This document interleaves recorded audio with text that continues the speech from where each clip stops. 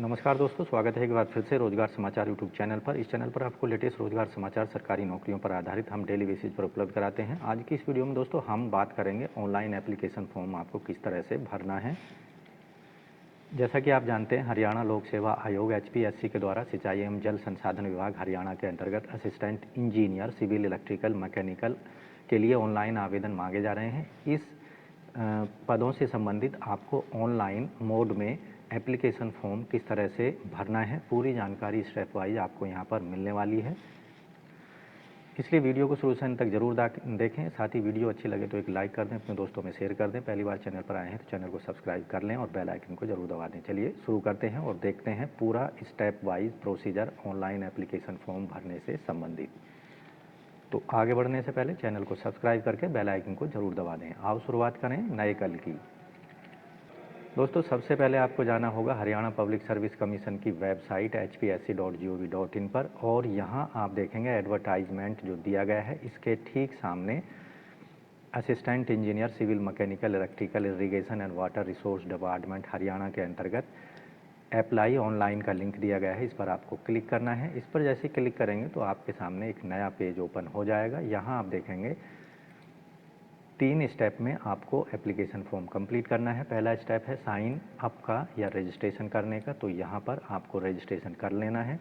Registration करने के लिए आपके पास में एक्टिव मोबाइल नंबर और ईमेल होना अत्यंत आवश्यक है। दूसरा स्टेप होगा फिलिंग रजिस्ट्रेशन फॉर्म और अपलोड डॉक्यूमेंट्स का। तीसरा स्टेप होगा फीस पेमेंट से संबंधित।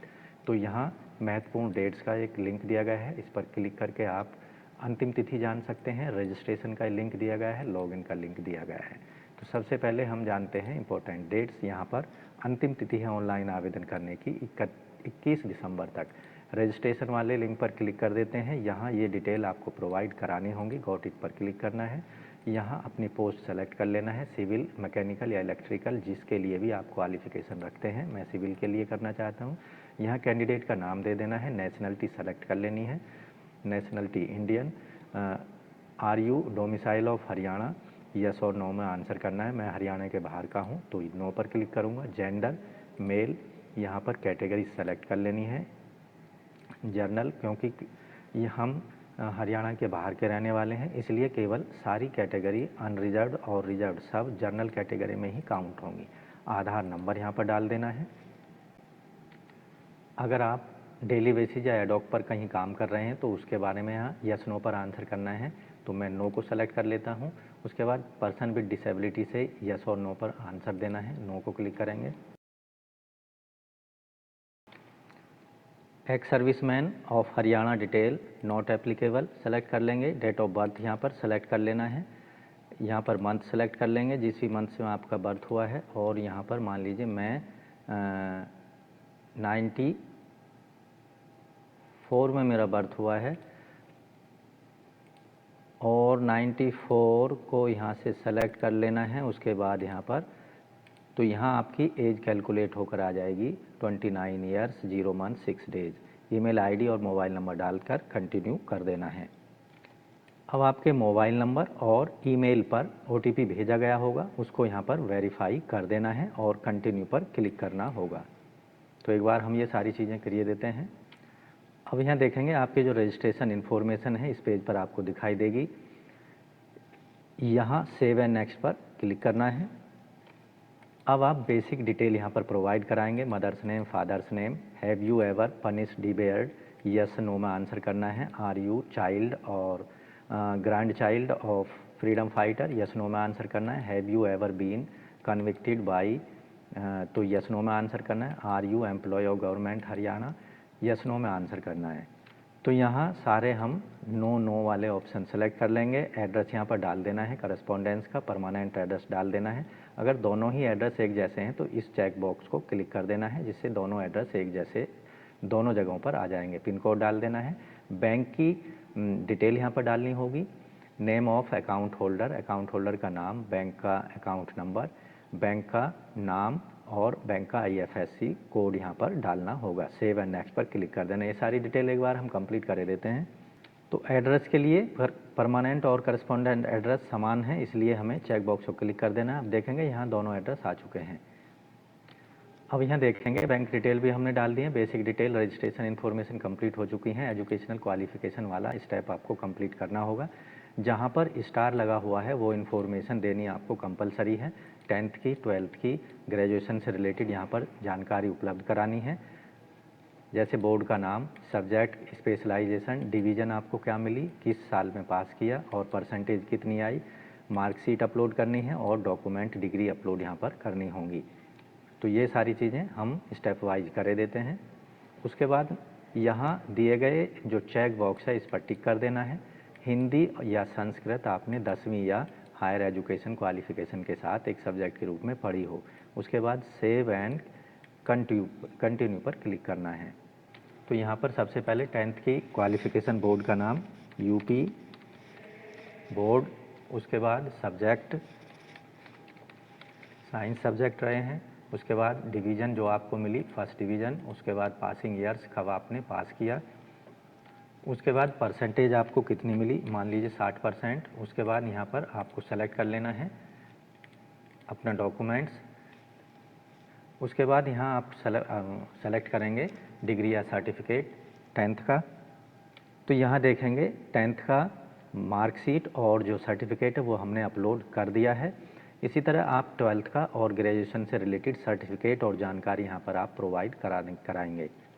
ग्रेजुएशन से रिलेटेड जानकारी यहाँ पर डिग्री आप सेलेक्ट कर लेंगे, बीटेक या अदर, तो यहाँ बीटेक और अपनी यूनिवर्सिटी का नाम। उसके बाद सिविल, मैकेनिकल या इलेक्ट्रिकल, क्योंकि हम सिविल के लिए अप्लाई कर लें इसलिए सिविल यहाँ सेलेक्ट करेंगे। परसेंटेज फर्स्ट और यहाँ पर कब आपने पास किया इस प्रोग्राम को, तो वो यहाँ पर आपको दे देना है।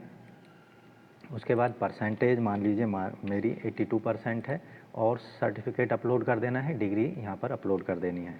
तो यहाँ देखेंगे हमने 10th 12th और बीटेक से रिलेटेड जो सर्टिफिकेट हैं वो यहाँ अपलोड कर दिए हैं।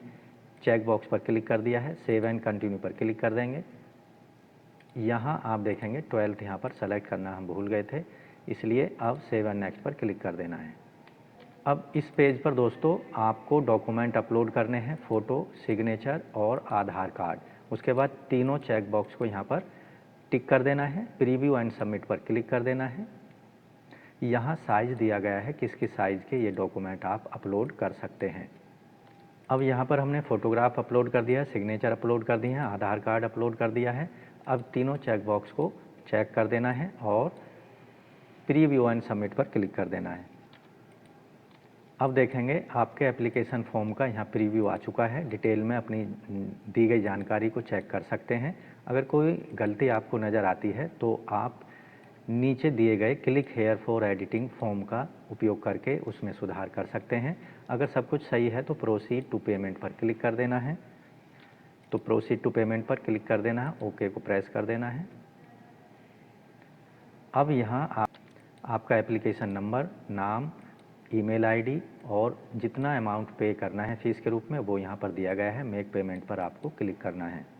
अब दोस्तों यहाँ देखेंगे इतने तरीके से आप अपने एप्लीकेशन फ़ीस को सबमिट कर सकते हैं।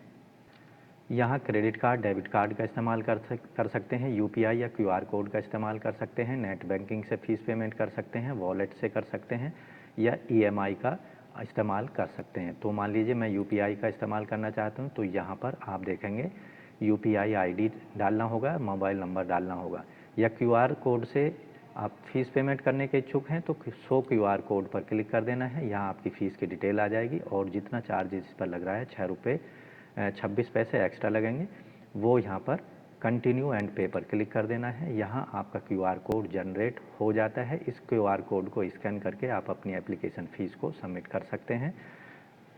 एप्लीकेशन फ़ीस सबमिट हो जाने के बाद में आपका जो एप्लीकेशन फॉर्म है उसको आप प्रिंट कर सकते हैं, फ्यूचर रेफरेंसेस के लिए अपने पास सुरक्षित रख सकते हैं। तो इस तरह से दोस्तों हरियाणा लोक सेवा आयोग HPSC के अंतर्गत सिंचाई एवं जल संसाधन विभाग हरियाणा में assistant engineer civil electrical mechanical के लिए आप ऑनलाइन मोड में फॉर्म भर सकते हैं। डिटेल फॉर्म की भरने का तरीका पूरा स्टेप वाइज यहाँ पर हमने बताया है। तो दोस्तों आशा करते हैं फॉर्म भरना आपको ऑनलाइन आ गया होगा, सारे स्टेप्स आपको समझ आ गए होंगे, इसलिए वीडियो को एक लाइक कर दें, अपने दोस्तों में शेयर कर दें। चैनल पर पहली बार आए हैं तो चैनल को सब्सक्राइब करके बेल आइकन को भी जरूर दबा दें, जिससे आने वाले लेटेस्ट रोजगार समाचार आपको डेली बेसिस पर मिलते रहेंगे और आप समय पर ऑनलाइन या ऑफलाइन मोड में विभिन्न सरकारी विभागों के अंतर्गत आने वाली लेटेस्ट सरकारी नौकरियों के लिए समय पर आवेदन कर सकेंगे।